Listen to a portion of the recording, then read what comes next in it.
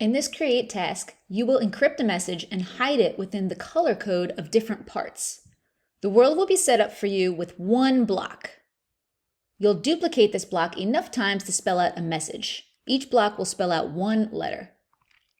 You won't want to create new parts, but duplicate the one that exists already. This block has already been prepared for this task with a click detector and GUI, or graphical user interface.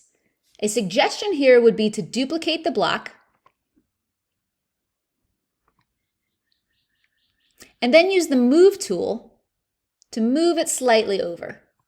This will keep the message in a nice, neat, straight line.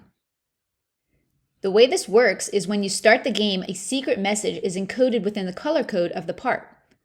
The blocks all look to be the same orange, but if you look more closely at the properties of each block, you'll see that the blue value differs just slightly.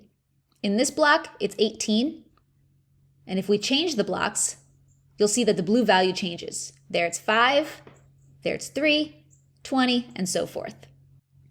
When you click on each block, the message is decrypted using this blue value of the block, and the letter is revealed on the face of each block.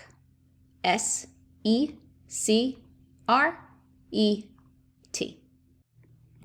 Good luck and have fun creating this project.